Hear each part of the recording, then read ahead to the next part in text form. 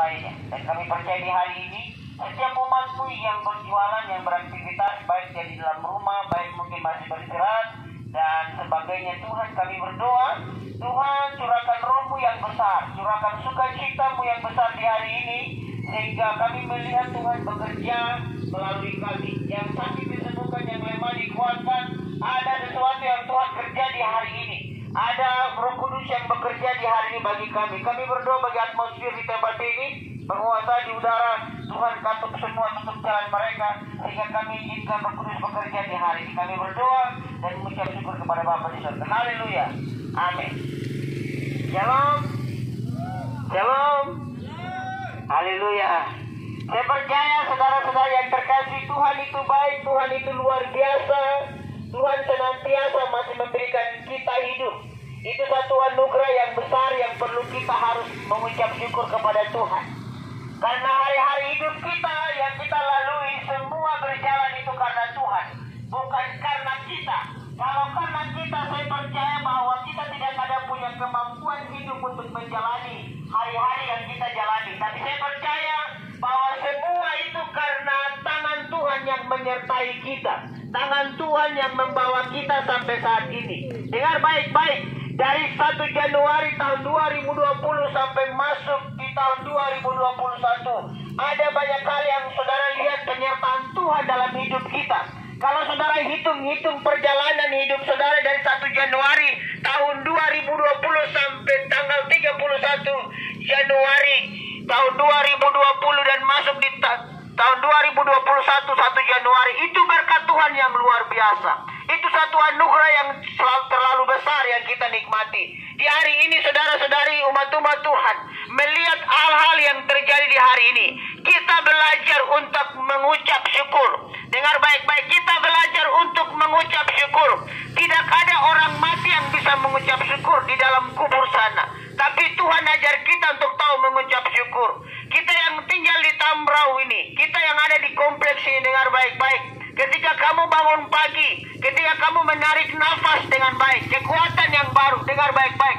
Ada sesuatu yang Tuhan sedang lakukan dalam hidup kita. Ketika kita mau melakukan segala aktivitas di pagi hari atau di malam hari, itu semua karena penyertaan Tuhan. Amin. Amin. Haleluya. Kita lihat firman Tuhan dalam Mazmur 127 ayat yang pertama. Mazmur 127 ayat pertama, di situ Alkitab bilang begini.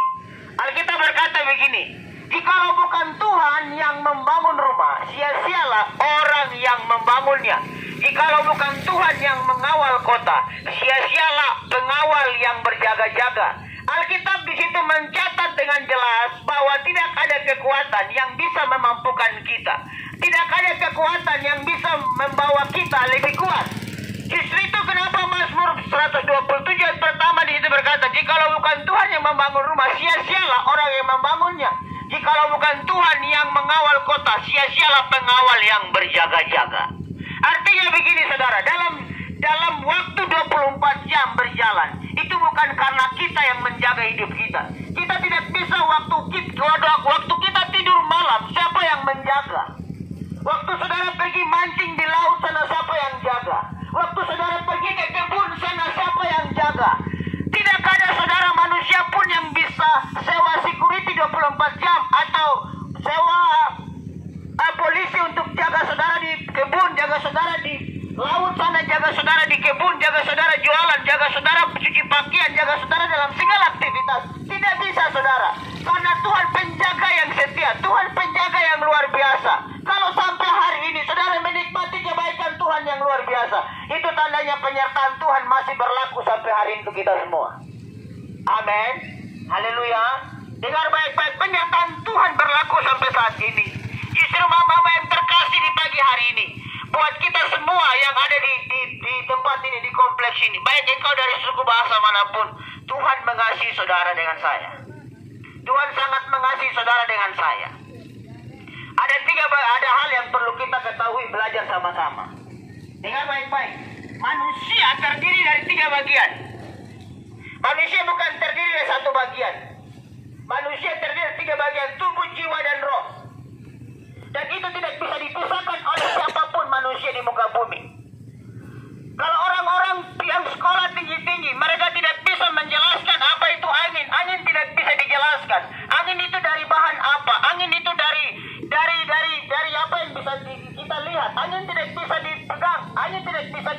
mata jasmani, tapi angin bisa diraba.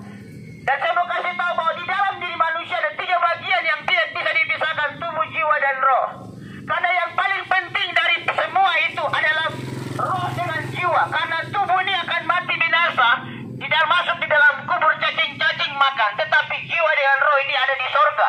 Yang perlu diubahkan adalah jiwa manusia dan roh manusia. Sehingga kita manusia kenapa? Memiliki akhlak, pikiran, perasaan, apalagi saudara. Itu termasuk di dalam jiwa. Karena tidak ada seorang pun yang bisa menyelidiki di dalam. Kenapa banyak orang mengalami masalah beban berat? Dia lari kepada hal-hal yang lain. Sehingga kenapa jiwanya tertekan? Dia perlu Tuhan, dia perlu Yesus yang bisa untuk membawa dia mengerti kebaikan-kebaikan Tuhan. Amin. Haleluya. Ada 3 bagian dalam diri manusia, tubuh, jiwa, dan roh.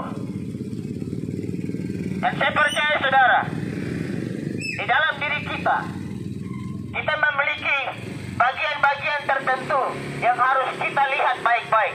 Ini waktu-waktu di mana kita harus kumpul keluarga dan berdoa.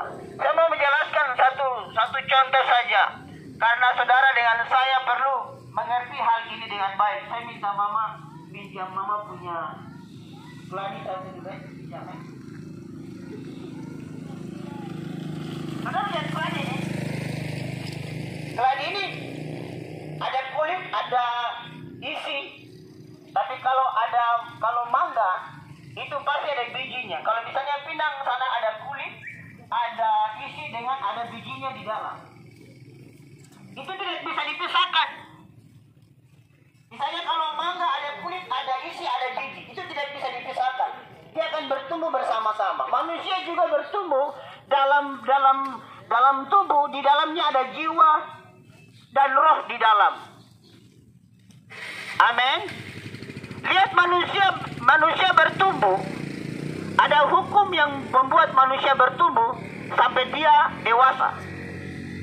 Kenapa banyak manusia hari ini terikat dengan banyak hal?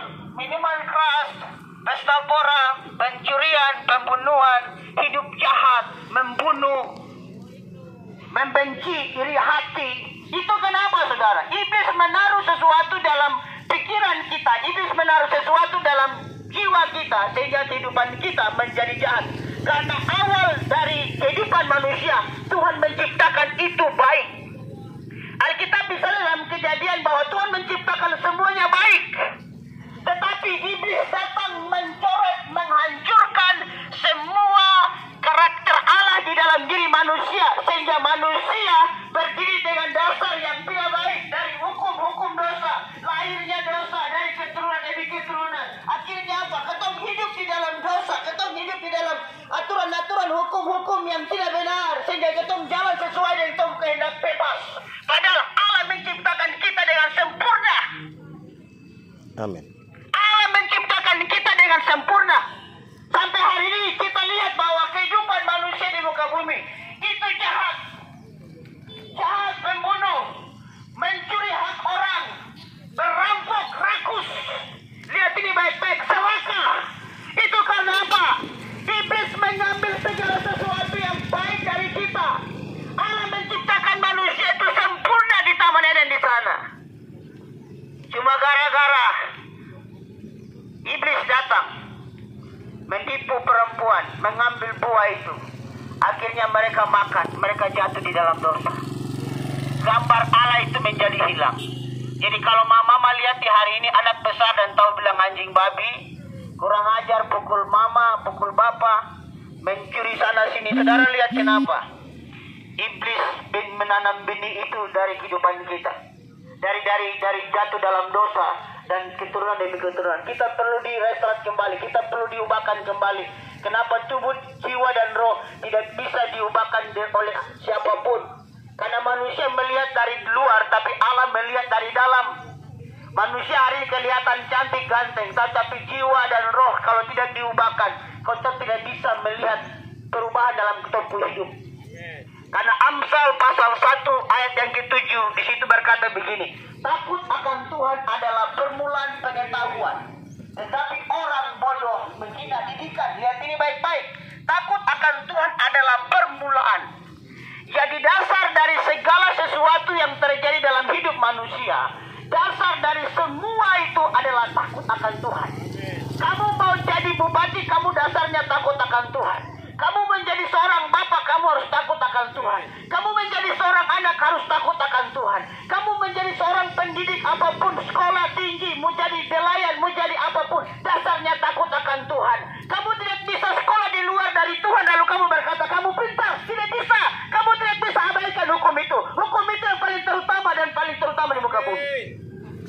Amin. Itu dasar yang paling terutama. Kenapa? Karena kamu mau melakukan semuanya. Kalau tidak ada dasar takut akan Tuhan dalam hidupmu, kamu tidak bisa melakukan karena cinta. Semua karena terpaksa. Karena itu Yesus datang menggenapi hukum Taurat. Kasih kepada Allah dan kasih kepada manusia. Tidak ada seorang pun yang bisa melakukan hukum Taurat dengan sempurna. Kita lalai. Tapi Yesus datang dengan kasih-Nya. Untuk apa? Bahwa kamu dari lumpur dosa, kamu kembali melihat kemuliaan Tuhan yang besar. Lihat orang Papua sampai hari ini masih hidup dalam kemabukan pesta pora. Karena mereka tidak takut akan Tuhan. Mereka tidak melihat Tuhan dengan jelas. Mereka masih melihat Tuhan dengan samar-samar. Kamu bangun pagi, kamu pukul istri, kamu pukul segala sesuatu, kamu benci kepada orang lain. Kenapa? Dasar dari pertama, iblis mengambil segala sesuatu yang ada di Taman Eden. Iblis mencuri semuanya. Lihat orang itu hidup tak beruang adat. Kalau hukum Indonesia paling dasar ketuhanan yang Maha Esa. Tapi ketika pemimpin-pemimpin datang jadi pemimpin, mereka sumpah sesuai dengan agama mereka. Di Bible, di Al-Quran, mereka sumpah bahwa kita akan beri semua omong kosong. Tidak ada dasar yang kuat, semua cuma manipulasi. Amin. Dasar hukum apa yang kuat? Kamu membenci orang lain, kamu mengasihi orang lain. Lihat ini, menjadi pemimpin kamu dasar hukum takut akan Tuhan itu omong kosong. Kenapa Indonesia mengalami kutuk? Karena Indonesia tidak melakukan itu dengan dasar benar-benar sungguh-sungguh. Kamu lihat orang pemimpin-pemimpin kita naik, sumpah di atas Bible, Alkitab. Mereka berkata bahwa kami akan melakukan dengan segala sesuatu dengan takut akan Tuhan. Ini Alkitab. Berapa banyak pemimpin-pemimpin Papua yang mati? Jangan coba-coba bermain-main dengan hukum Tuhan. Jadi saya mau kasih tahu mama-mama di tempat ini, tidak hal yang penting yang hari ini kami bagikan. Tapi ingat baik-baik, kehidupan kita ada 3 bagian di dalam tubuh, jiwa, dan roh. Kita bukan terdiri dari satu bagian tubuh saja. Kalau kita terdiri dari satu bagian tubuh saja, tidak jadi masalah. Tapi di dalam diri manusia ada jiwa dan roh. Sehingga kita harus tahu bahwa di dalam roh itu apa, di dalam jiwa itu apa. Ingat baik-baik. Jiwa terdiri dari pikiran, perasaan. Tidak ada orang yang bisa mendefinisikan atau menjelaskan tentang roh. Roh itu angin yang tidak bisa dipegang dan dilihat dengan secara nyata. Amin. Haleluya. Tidak bisa. Kalau ada dokter spesialis mata, ada dokter spesialis jantung, ada dokter spesialis segala macam spesialis, tapi tidak ada dokter roh. Tepuk tangan buat Tuhan Yesus. Amin. Ada dokter spesialis mata, dokter spesialis apa saja, tapi tidak ada dokter roh. Ingat, kamu yang hari ini berdiri, kamu dikasih Tuhan. Orang Papua tidak bisa dilayani dengan uang.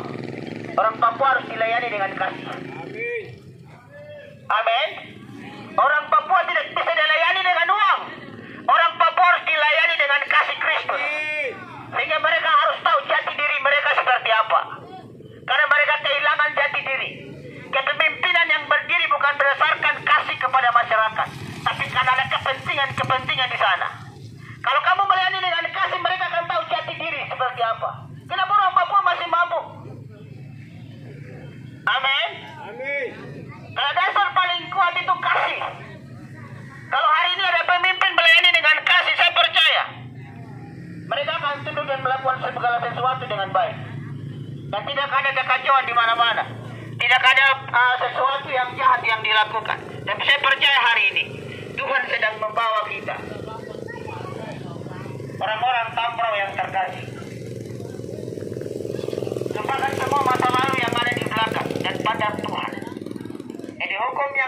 kuat dalam diri manusia, yaitu takut akan Tuhan. Amin. Haleluya. Itu tidak bisa diganggu gugat. Karena takut akan Tuhan, takut akan Tuhan adalah permulaan pengetahuan. Pengetahuan yang dijelaskan dari Alkitab, bukan pengetahuan yang dijelaskan dari Alkitab, bukan S1 S2. Filipi, Efesus pasal 5. Efesus pasal 5 ayatnya yang ke-17 itu, atau ayat yang ke-14. Alkitab bilang begini, pergunakanlah waktu yang, janganlah kamu bodoh, tapi usahakanlah kamu mengerti kehendak Tuhan. Kenapa Alkitab bilang jangan kamu bodoh? Usahakanlah kamu mengerti kehendak Tuhan. Karena orang yang bodoh yang dijelaskan Alkitab bukan berarti orang yang bukan sekolah, enggak. Orang yang tidak mengerti kehendak Tuhan. Karena orang yang S1, S2, S3 belum tentu mengasihi Tuhan. Tapi orang yang mengasihi Tuhan akan tahu kehendak-kehendak Tuhan seperti apa. Jadi orang Papua harus melayani dengan kasih. Amin. Harus melayani dengan kasih. Kalau tidak melayani dengan kasih, mereka tidak tahu Tuhan itu apa. Mereka tidak tahu mengasihi Tuhan seperti apa, melakukan kebaikan seperti apa. Bukan seperti seorang bapa, seorang anak yang kehilangan induk, yang tidak tahu di mengasihinya seperti apa. Orang tua datang cuma kasih uang saja pergi kerja. Orang tua datang kasih uang pergi kerja. Dia tidak tahu dasar kasih dari orang tua seperti apa. Dia tidak mengerti ini orang tua ini mengasihi saya atau tidak. Dia akan bikin barang juga takar uang. Tapi kalau ada perhatian dari orang tua kepada anak, anak itu akan tahu, oh saya punya bapak mengasihi saya. Bapak kasih motivasi dan sebagainya seperti ini dan seperti ini. Amin. Haleluya. Tepuk tangan lu buat Tuhan Yesus. Jadi kamu ada di posisi manapun, ada di gerejamu, bilang gembalamu, bilang pendetamu, layani dengan kasih. Bilang bupati kah, masyarakat siapapun melayani dengan kasih Kristus. Amin. Supaya orang Papua tahu jati dirinya. Haleluya.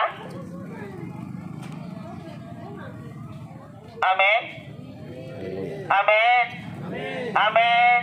Amin. Tepuk tangan dulu buat Tuhan Yesus. Jadi apa yang hari ini kita lakukan untuk setiap orang-orang, kita beritakan Injil di pasar. Ada begitu banyak pengajar-pengajar, ada begitu banyak orang-orang yang mengajar di sekolah dan sebagainya. Dan posisikan hari ini kamu tangkap sesuatu dari Tuhan. Kalau Tuhan sedang bawa kamu ke sini, ini berarti ada maksud Tuhan untuk kamu. Amin. Haleluya. Jadi apapun di hari ini, ingat baik-baik. Tetap pertahankan Tuhan dalam hidup saudara. Sehingga kau tahu hidup ini tidak terombang-ambingkan dengan arus dunia yang ada. Sehingga kau tidak tertipu. Jadi kalau anak-anak ikut pendidikan, kasih sekolah dengan baik. Kalau anak-anak masih mabuk, tegur mereka. Jangan tinggal dalam budaya yang salah. Sehingga kau hidup hanya begitu saja. Kau tidak pernah berkembang. Amin. Jadi kasih tahu untuk toko anak-anak, kasih tahu untuk toko suami mungkin masih mabuk, kasih tahu untuk orang. Toko istri mungkin masih bikin barang takar uang. Kasih tahu orang, ada kasih Tuhan. Masih ada Yesus yang memberikan kita perubahan. Masih ada Yesus yang mengubah hidup kita. Pagi Bapak, selamat pagi. Amin, haleluya. Amin. Saya percaya berkat Tuhan yang melimpah di hari untuk kita semua. Sebentar kita akan berdoa untuk saudara-saudari. Jangan pergi dari tempat ini. Jangan pergi. Saya percaya berkat Tuhan. Ada berkat ilahi yang Tuhan sedang curahkan untuk saudara dengan saya. Karena mungkin kita tidak lihat dengan secara jasmani. Tapi berkat itu sedang turun memberkati saudara. Amin. Haleluya. Amin. Saya akan kembalikan kepada Tuhan lagi untuk menyampaikan firman Tuhan.